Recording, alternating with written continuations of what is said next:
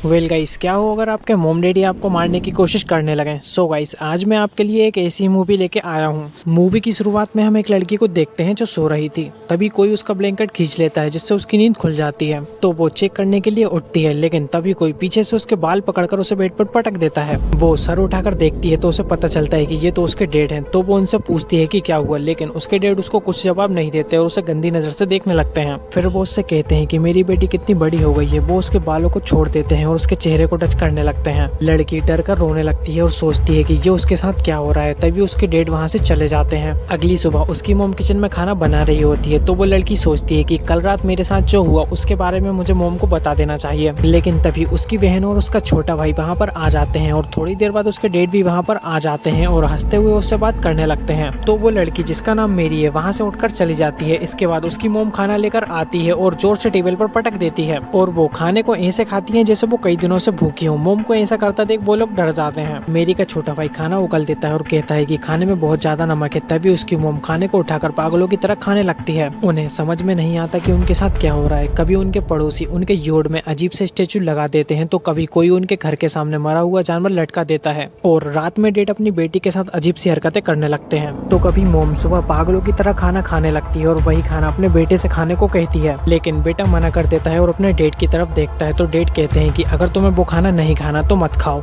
ये सुनकर mom dad की तरफ गुस्से से देखती है और खाने को टेबल पर फेंक देती है। फिर वो टेबल से प्लेट्स को नीचे फेंक देती है, जिससे बच्चे बहुत डर जाते हैं। मॉम उन पर चिल्लाकर कहती है कि मैं जो भी खाने को बनाऊं उसे चुपचाप खा लिया करो। मॉम इतनी जोर से चिल्लाती है कि उसका बेटा सुनकर डर के रोने लगता है। उन्हें कुछ भी नहीं पता होता कि उनके साथ क्या हो रहा है, लेकिन ये तो अभी शुरुआत है। मेरी गर्म पानी से नहा रही होती है, तभी कोई शावर बंद कर देता है। तो वो शीशे साफ करके देखती है तो वो डर जाती है। उसकी ट्विन बहन उसे डरा देती है, लेकिन वो तो सिर्फ मजाक कर रही थी। इसके बाद वो दोनों बात करने लगती हैं और मेरी की बहन उसे बताती है कि कैसे उसके डैड रात में उसके पास आकर अजीब अजीब हरकतें करते हैं। तो मेरी उसे बताती है कि ये सब मेरे साथ भी हो रहा है। तभी उसके डैड वहाँ पर आ जाते हैं। वो उनसे कुछ सवाल करते हैं, फिर वो एक चाकू उठाकर उन पर अटैक करने लगते हैं। वो उन्हें धक्का देकर वहाँ से चली जाती है, लेकिन तभी उसके डैड उसके सामने अचानक से आ जाते हैं। वो मेरी के बाल पकड़ लेते हैं और उसे ऊपर से नीचे फेंक देते हैं। मेरी जाकर सीढ़ियों पर गिरती है और बेहोश हो जाती है और उसकी बहन डैड से बचकर भागने लगती है। वो पीछे मुड़कर देखती है तो डैड उसके पीछे नहीं आ रहे थे। वो स्टोर रूम में चले जाते हैं और वहाँ से एक हथौड़ा उठाकर लाते हैं। यहाँ मेरी को होश आ जाता है तो वो अपनी बहन को ढूंढने लगती है। तभी उसे लगता है कि शायद उसके पीछे कोई है, तो वो पीछे मुड़कर देखती है तो पीछे उसके डैड हाथ में हथौड़ा लेकर खड़े थे।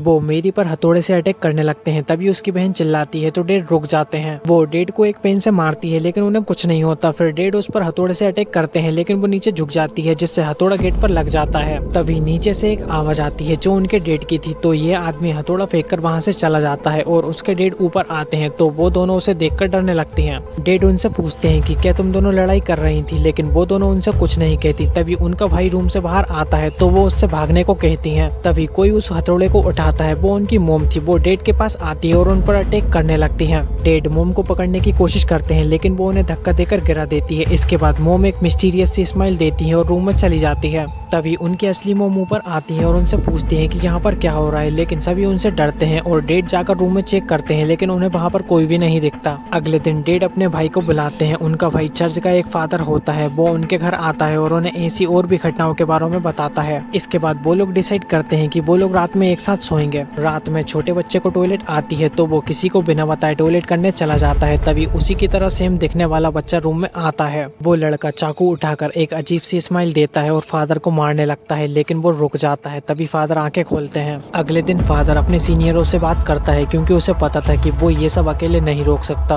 वो सभी एक साथ बैठकर देखते हैं कि उस फैमिली के साथ क्या हो रहा है। फिर वो रात में उनके घर जाने लगते हैं, लेकिन रास्ते में कुछ कौवे उनकी कार के कांच को तोड़ देते हैं, जिससे उनकी कार क्रैश हो जाती है। यहाँ मेरी के डैड उसे रस्सी से एक बेड से बांध देते हैं। उसकी मोम उन्हें रोकती है, लेकिन वो कहते हैं कि हमारे साथ जो हो रहा है उसे रोकने के लिए यही एक रास्ता है। तभी वहाँ उसका भाई आता है और उनसे कहता है कि सभी फादर मर चुके हैं, इसलिए हमें ही कुछ करना पड़ेगा। फादर कैंडल को जलाता है और मेरी के ऊपर होली वाटर छिड़कने लगता है, जिससे वो चिल्लाने लगती है। फादर मेरी के ऊपर एक क्रॉस रख देता है और उसे वुडन स्टिक से मारने लगता है, जिससे उसे दर्द होता है। वो चिल्लाने लगती है। फादर मेरी के डैड से उसके पैर पकड़ने को कहते हैं, जिससे वो हिल न सके। डैड उसके पैर पकड़ लेते हैं और फादर उसे मारने लगता है। यहाँ एक्सीडेंट की जगह पुलिस पहुंच जाती है और सभी फादरों को कार से बाहर निकालती है। तभी कार में आग लग जाती है और हम देखते हैं कि उसका भाई तो यहीं पर है, यानी कि जो मेरी को मार रहा है वो उसका अंकल नहीं बल्कि खुद शैतान है, जो उसे लगातार मारे जा रहा है। तभी उसकी उसकी मोम आती है और फादर को रोक देती है। वो अपने हस्बैंड से कहती है कि ऐसे तो हमारी बेटी मर जाएगी, लेकिन वो उसकी नहीं सुनता और उसे धक्का दे देता है।